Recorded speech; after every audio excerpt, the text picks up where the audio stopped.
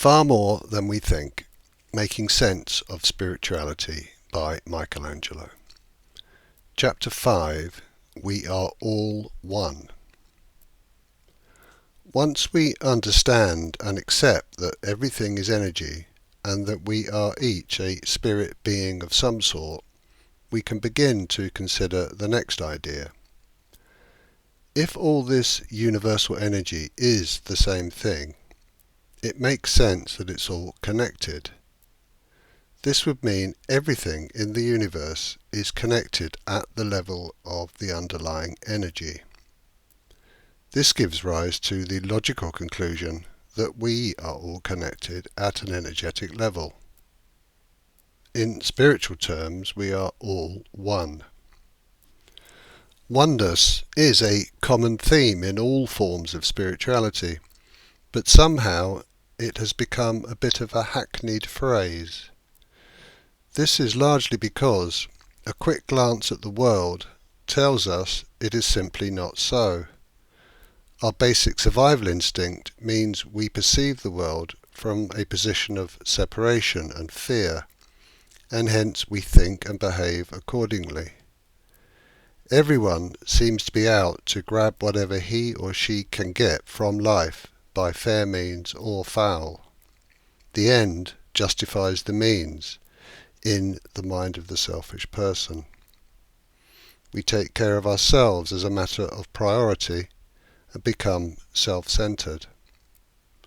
I can say this with conviction because I have been that selfish person. I have been selfish in the extreme, and my behavior, driven by my fearful thoughts and resulting feelings, has caused me to hurt many people in the past, including those closest to me. To move from an ingrained position of believing that we exist as separate beings to an understanding that we are all connected seems a step too far. The evidence opposes the idea to such an overwhelming extent that we reject the proposal almost immediately. Surely even philosopher and theorist Herbert Spencer would accept this concept prior to investigation. This was my first reaction, and it's natural to have such misgivings about this fundamental building block of spirituality. But I believe that it does make sense once we allow ourselves to further investigate with an open mind. Despite all the evidence of selfish aggression in the world, we know that there are innumerable examples of kindness and generosity. We see selfless acts of compassion and love on a daily basis that we admire and applaud. Privately, we may wish that we too could be so generous, but we think deep down that we must look after our own interests first. Of course, some acts of kindness bring their own selfish rewards, either in recognition or approval, or some other expected outcome. And I'm in danger here of passing judgment on people's intentions, which I'm in no position to do. All I can say is that for my part, I have acted kindly in the past because of an underlying selfish motive, namely that I wanted to look good and to be liked. I may be wrong here, but I believe a proportion, perhaps a significant proportion, of apparently selfless behavior is driven by this kind of thinking. If this is so, it probably explains why we still struggle to accept the concept of oneness, even when we see others behaving in this all-inclusive way. Deep down, we know why we do things, and we assume everyone else is the same. Recognition and ownership of my own selfishness was an important step. Once I saw this, I could at least start to address it. This change is still ongoing, and I admit that some days are better than others. Selfishness is a product of the fear-based ego mind, And this is perhaps the real reason we instinctively reject the idea of oneness. This is important to recognize because the ego can easily prevent us from seeing the bigger picture. If we acknowledge the constraint of the ego, we can at least choose to set it aside for the time being, if we want to. In the previous chapter, I introduced the concept of my spiritual energy existing as part of, but distinct from, my physical body and mind. This is key to accepting the idea of oneness. My physical existence derives from my parents and is the result of the combination of genes provided by them and encoded in my DNA. Each of us is a totally unique physical being. My mind has been shaped by all the experiences of my life, from the womb right through to the present moment, and consequently it too is unique. We are acutely aware that our bodies and minds are subtly different from others, and this reinforces the belief in separation. I can accept that I am a separate being from the point of view of my body and mind, but we still have the issue of the spiritual me. Where did that come from? And what is it? It's a form of energy, but who created it? Einstein tells us that there is a finite amount of interchangeable energy and matter in the universe. So my spirit must be part of that. This is where connectedness begins to make sense. My spirit is part of the universal energy that makes up the totality of everything. This is a hugely important concept. So let's use a few analogies to put it into context. Let's go to the beach. I am but a grain of sand on the universal beach of life. This helps me put myself into perspective. I am one of 7 billion human beings on the planet. Very important in my own mind, but actually just a tiny part of the whole. Each grain of sand is an individual thing, unique in its formation and also timeless.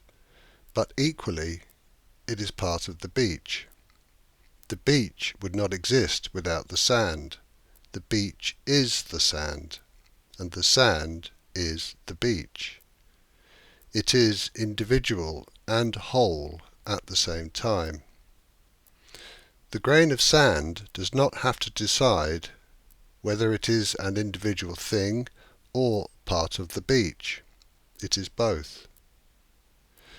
If we then decide to make a sand castle by grouping a large number of grains of sand together, this simply adds a further layer of identification. The grain of sand is now an individual, part of the castle, and part of the beach. And so it goes on. We can be many things and still be part of the same thing. Our spiritual selves are all one.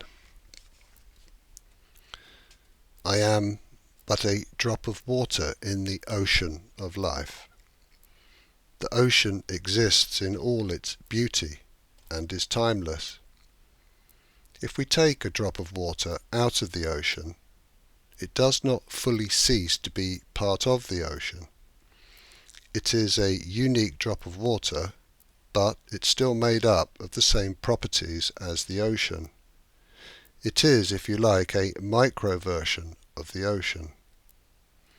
The drop of water may live a varied existence, first evaporating and rising as water vapour, then condensing and falling as rain, then travelling down a river into a lake, then freezing on a cold night, then melting again and finding its way into a reservoir, then going around and around the human water cycle for years on end, and then exiting into a river again, and finally travelling back to the ocean.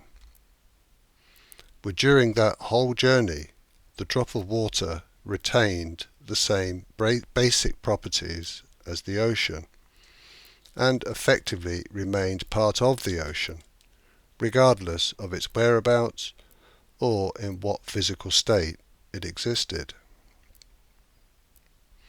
We are all individual drops of water on our own journeys, and we are all part of the ocean.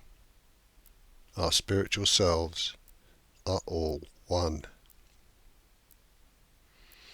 I am but a wave on the ocean of life. The forces of nature conspire to create me as a surging wave. As a physical manifestation of the underlying energies, my wave zooms across the surface of the water, as the water, until my existence ends. There are lots of other waves around me, and they all look similar to me, but my wave is unique. Eventually, land comes into sight, and after a while, the wave crashes onto a beach. It then gets sucked back into the ocean, ready to form a new wave once more. The cycle of life is endless, and we are all waves on the sea of life. Our spiritual selves are all one. As well as helping us to grasp the concept of oneness, these analogies also introduce the ideas of timelessness and recycling. These are further important spiritual concepts that come later in the book, but for now we need to think further on the implications of all of us being part of a bigger whole. My spiritual self is pure energy and is part of all that is. This energy exists in everyone else too. We are separate physical beings, but spiritually we come from the same source. We are all part of and come from the same source, whatever that may be. The source can be seen as the universal energy of life. Whatever it is, we are it. We are part of it, and we are made of it. This common spirit is what binds us and produces the concept of oneness. The spirit that is in me is part of all that is, so that includes the entirety of the natural world. Being part of nature is something that many relate to, but until I made this connection with oneness, I did not fully appreciate how truly connected I am. Being at one with all people, animals, plants, rocks, water, and even the air gives me an incredible feeling of belonging. I'm just part of the whole thing, not separate from everything, but part of all that is. Of course, it's not only earthly things that originate from this energy. We're talking about everything.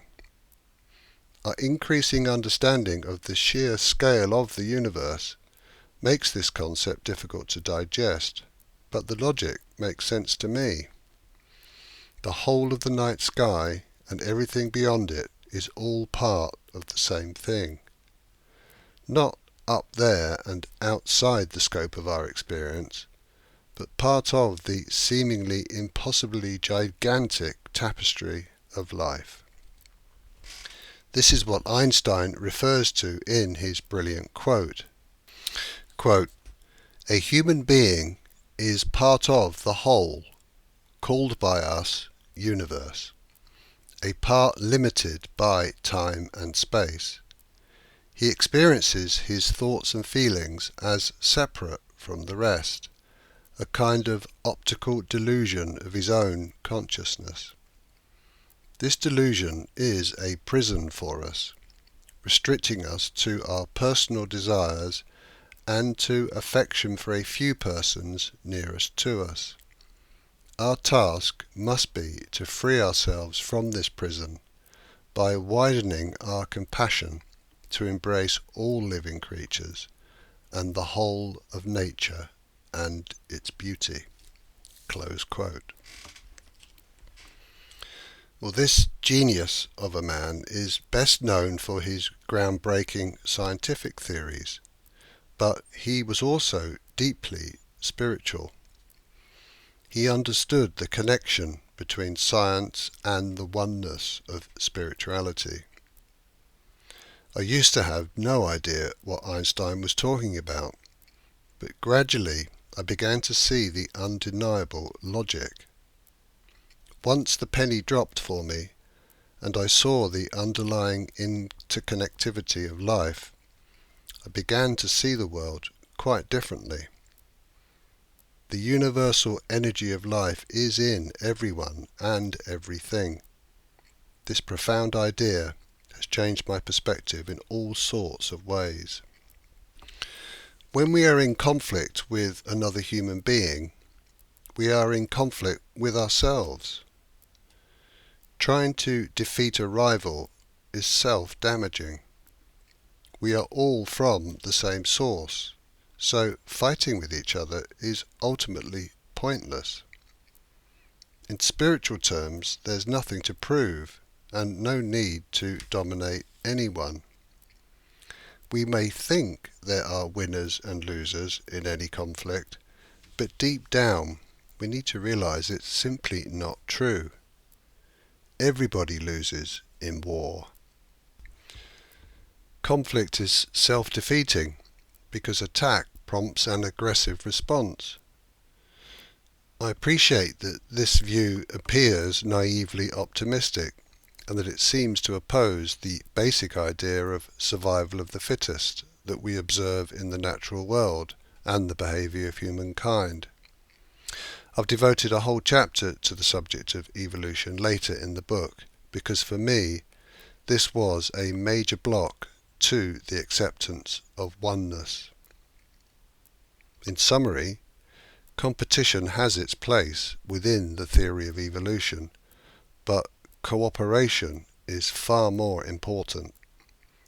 For now though, let's consider our differing perspectives from within and outside a conflict. Passions run high when we are in the middle of a clash, and each aggressive act by the other side further inflames things. We believe in our cause and in our thoughts and feelings, and the only solution seems to be the imposition of our will on the other side. We will deliberately cause damage to the other party in order to win the day, and we will probably sustain damage ourselves. If we look at that conflict from an externally neutral point of view, it becomes obvious that the conflict is simply hurting both sides. Whatever the eventual outcome, the conflict itself causes suffering. Surely it would make more sense for all parties to sit down around a table and discuss a solution that would work for everyone. We all have to live together, so it makes sense to cooperate rather than to fight. These dynamics exist from the realm of individual relationships right up to international conflicts and everything in between.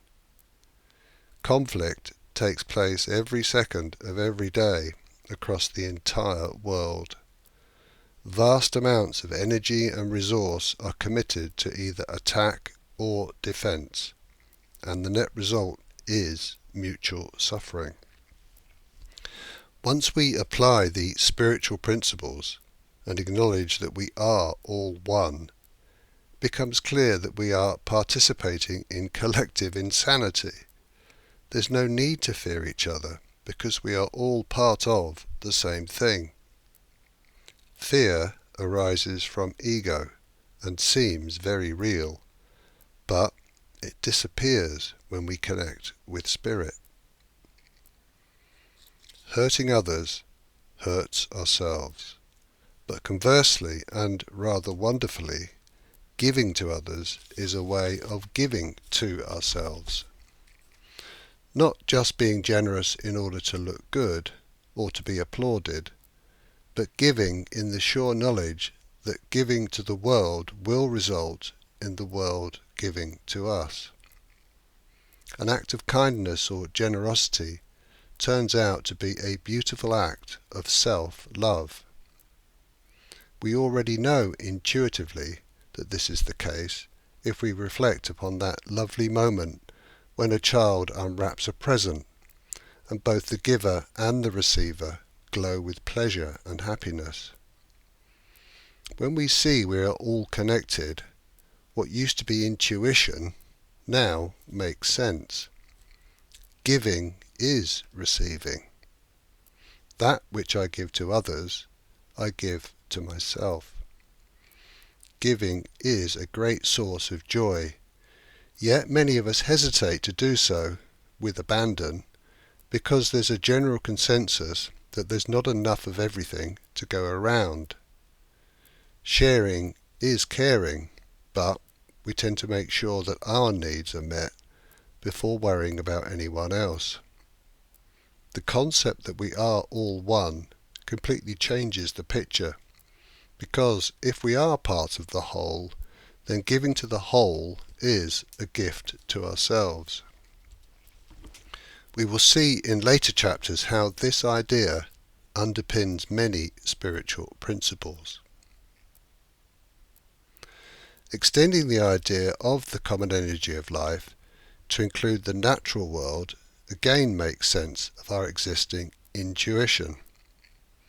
Many of us seem to have an inbuilt affinity for nature. There is something peaceful and rejuvenating about a walk in the countryside or a swim in the sea. Rather than seeing myself as separate from nature and taking pleasure in just observing it, I now completely identify myself as part of it. This is an altogether different experience. Animals, plants, and landscapes all hold a new fascination for me, as if I'm experiencing them for the first time. When I think about it, logically, it's obvious that I am part of nature because I rely on the food chain for my physical survival. It's a bit much for me to conclude that the whole ecosystem is there to support our existence, but I can clearly see that without the ecosystem, we would not have the food or materials for human life. The difference now is that instead of seeing it all as separate, I now see it as part of me. This changes my attitude and behavior from being a user and abuser of nature to one of respect, appreciation, and love. Having woken up to this new reality, my first thought was an increased sense of concern for what we are doing to our planet. The act of systematically destroying the environment that supports our lives seems like another example of collective insanity. Our basic survival instinct and desire for comfort and profit is so focused on the short term that we conveniently overlook the bigger picture. We are part of the whole system of life, and our collective abuse of nature is an act of self-sabotage. We all know this is true, and of course we are all aware of the environmental issues, but it seems outside of our control. It feels like someone else's problem, and if everyone feels the same, nothing much will change. What we can change, however, is our own perspective. Spirituality is obviously not a new idea. In fact, there's no end to the research we can do in looking back on all the ancient beliefs and then tracing them forward right up to the modern day. Many famous and notable people have experienced a spiritual awakening and have devoted their lives to living and teaching spiritual principles. Despite this, and the ever-increasing evidence to the contrary, the mainstream view still seems to be that spirituality is at best a bit weird and at worst total nonsense. We can see there might be something in it, but it seems to have no relevance to modern life. In the face of our busy and stressful lives, the majority display a collective apathy to spiritual matters.